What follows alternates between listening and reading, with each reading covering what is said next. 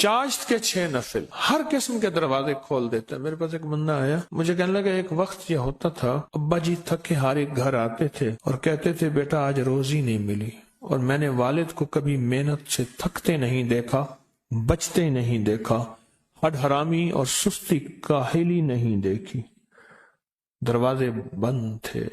سورج نکلنے کے 20 منٹ کے بعد اشراق کا وقت ہوتا ہے، اور سورج نکلنے کے 1:30، 2 اور 2:30 یاد رکھیے گا، اس کے بعد چاشت کا وقت ہوتا ہے۔ میں نے اسے کہا چاشت کے نفل پڑھ لیا کر۔ چاشت کے نفل 4 بھی ہیں، 6 بھی ہیں۔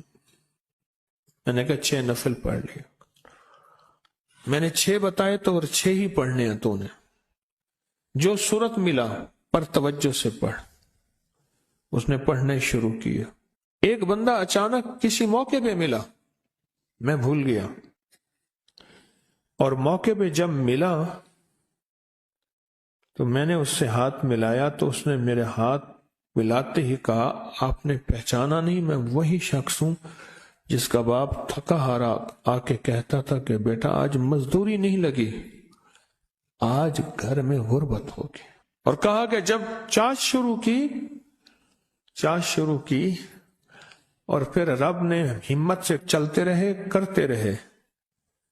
پھر والد صاحب بعض اوقات گھر میں آتے تھے تو کہتے تھے بیٹا آج بھوک نہیں ہے، اتنا باہر سے ہی کھا کے آ گیا ہوں۔ گھر میں اتنا اور باہر اتنا ہوتا تھا، اور کہا میرے والد کبھی باہر سے ہوٹلوں سے نہیں کھاتے تھے، لوگوں کے دل میں اللہ نے ڈال دیا، لوگ دعوتیں کرتے تھے، پکڑ پکڑ کے کھلاتے تھے، منتیں کر کے کھلاتے تھے۔ نہ میرا والد لیڈر تھا، نہ کوئی پیر تھا، نہ کوئی سیاسی، نہ پتہ نہیں کچھ بھی نہیں، لوگوں کے دلوں میں اللہ نے ڈال دیا۔ کس نے؟ اللہ نے ڈال دیا۔